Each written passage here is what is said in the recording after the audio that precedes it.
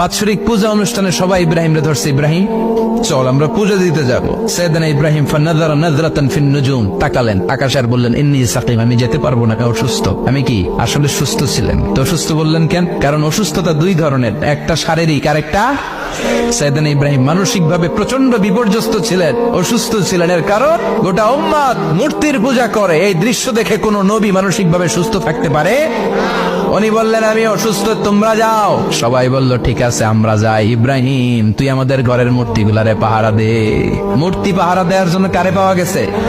সাইয়েদনা ইব্রাহিম কয় ঠিক আছে আজকে পাহারা দি, মুজাম্মের পাহারা, যা তোরা দিতাছি, পাহারা দিতেছি যা। এইবার সাইয়েদনা ইব্রাহিম মূর্তির ঘরে ঢুকলেন। দেখেন কি সুন্দর কথোপকথন আল্লাহ তুলে ধরলেন। আল্লাহু আকবার। মূর্তির ঘরে, দেবীর ঘরে ঢুকে উনি ঘুরে ঘুরে তাকায়, দেখে একটা এমনি হাত আর একটা ব্যাগ করে 14-15টা হাত নিয়ে তাকায় আছে। উনি সবগুলোর সামনে এভাবে তাকায় আছে, দেখে এক একটা এক এক চেহারা, একটা হাতির গণেশ স্টাইলের, আর একটা এরকম, আর একটা নারীর, আর একটা বাঘের, আর একটা তলোয়ার নিয়ে আইতাছি কোপায় ফেলাবে, আছে না নাই? সবগুলোর সামনে যায়, যে দেখে আর অবাক হয় কত ধরনের খোদার কাছে এরা কত কিছু চায়। আর যে দেখে প্রত্যেকটার সামনে ডেজার্টস আইটেম, মিষ্টান্ন, এক একটার সামনে রসমালাই, এক একটার সামনে কালো জাম, লাল জাম, রসগোল্লা, চামচাম, দুধ মালাই, মালাই চপ, আছে না নাই?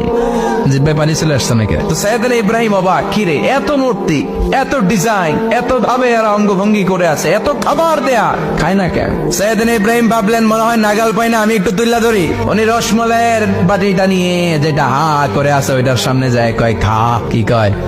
বানাই করতেছি মনে হয়। ফারাগা ইলা আলিহাতিহিম, মূর্তিগুলোর কাছে গেলেন। ফাকালা আলা তাকুলুন, খাবি না? খাবি না ধরে আমি কিছু খা, কোরআন থেকে বলছি, ঠিক কিনা?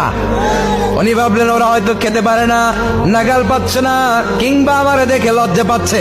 নিচ থেকে রসমালাইয়ের বাটি তুলে ধরলেন। উনি বললেন খা, আর ওগুলা কয় হা হা করে নিচ্ছে, নরেও না সরেও না। উনি মুখের সামনে তুলে ধরে বললেন আলা তাকুলুন, খা। সবগুলার সামনে গেলেন, খা খা। কেউ খায় না, ওগুলো হা করে আছে। সাইয়েদনা ইব্রাহিম বললেন খা, কেউ কথা কয় না। উনি বললেন খাবি না কেন? তাইলে কথা ক। এই যে কষ্ট করে উড়াইলি, মুখের সামনে দিলাম, খাবি না কেন? কথা বল। আলা তাকুলুন, খাবি না কেন? কথা বল। মা লাকুম লা তাতাকাল্লামুন, খাবি না কেন? মা লাকুম লা তানতিকুন, হয় খা নয় কথা ক। বলতেই লাগলেন খা খা। প্রত্যেকটা মূর্তির সামনে গেলেন, খা। ওগুলো করে আছে আ, কোনো কথা কয় না। কয় কেন খাবি না? তাইলে কথা ক। খায়ও না, কথাও কয় না। আপনার ছেলে বায়না ধরছে, আব্বা চানাচুর দাও। কি খাম? চানাচুর কিনে দিলেন, এই নে চানাচুর। এখন চানাচুর খায় না। কিরে বাপ খাবি না কেন? কথাও কয় না, খায়ও না, কথাও কয় না। এখন বাকি আছে কোনটা? কথা কর। ফারাগা আলাইহিম দারবাম বিল ইয়ামিন, ডান হাতে কুবানো শুরু করলেন। ইচ্ছা মতো খুশি কিল মারতে মারতে মূর্তিগুলার সাইজ। ফারাগা আলাইহিম দারবাম বিল ইয়ামিন, এক একটা নবীর হাতে জান্নাতি শক্তি দিয়েছে কে? খা নাইলে কথা ক। খায় না, কথাও কয় না, বাকি আছে মায়ের। মারতে শুরু করলেন, মারতে মারতে সব শেষ। তারপরে খুঁজে পেলেন একটা কুড়াল। কি পেলেন? কুড়াল দিয়ে মারতে আরো সুবিধা, খালি এটারে এভাবে মারে, ওইভাবে মারে। মারতে মারতে যতগুলো মূর্তি ছিল সবগুলো মেরে বড় মূর্তিটার গায়ে মারতে যাবে। In the meantime stop, কয় না এটারে মারো না। ফাজআলাহুম জুদাদান, সবগুলারে টুকরা টুকরা। ইল্লা কাবীর আল্লাহুম, বড়টা ছাড়া ওইটারে রেখে দিলেন। আর বুদ্ধি করে কুড়ালটারে বড়টার কান্দে ঝুলাইয়া দিলেন, বড় মূর্তিটার কাদের মধ্যে ঝুলাই দিলেন। ঘটনাটা সুন্দর হয়েছে না? কেমন যেন মনে হয় এটা কুপাইয়া দাঁড়া রয়েছে বাবার বেটার মতো। বড় পূজার শেষ, পূজার দিন কোন শেষ। বিকেল বেলা পূজা মণ্ডপ থেকে সব এসে দেখে সর্বনাশ।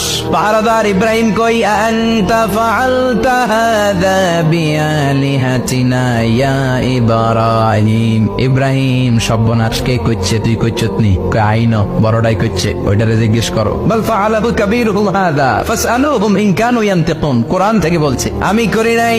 ওই দেখ কুড়ালটা কার কান্দে, বড়টার কান্দে, ওইটারে জিগা। সবাই কয় খাইছে। সবাই বলে ইব্রাহিম তুমি কি জানো না এগুলো কথা বলে না? সাইয়েদনা ইব্রাহিম বলে যে এটা কথা কয় না, ওইটার পূজা করস কেন? যেটা কথা বলে না, যেটা নিজেরাই নিজেদেরকে মায়ের থেকে বাঁচাতে পারে না, নিজেরাই নিজেদেরকে রক্ষা করতে পারে না, তোরে কিভাবে রক্ষা করবে? এগুলোর পূজা কেন করিস? ফাবুহিতাল্লাযী কাফার, কারো কোনো জবাব নাই, লজ্জা। সবাইকে ইব্রাহিম তুই বড্ড বেড়ে গিয়েছিস, তোরে নমরুদের কাছে নেওয়া হবে, রশি দিয়ে পেঁচিয়ে নমরুদের কাছে নেওয়া হলো। নমরুদের নাম শুনছেন? শোনেন নাই বোধহয়। শোনেন নাই? পৃথিবীতে 4 জন বাদশা ছিল, যারা গোটা বিশ্বের বাদশা। গোটা বিশ্বের 2 জন কাফের, 2 জন মুমিন। মুসলমানের একজন হচ্ছে জুলকারনাইন।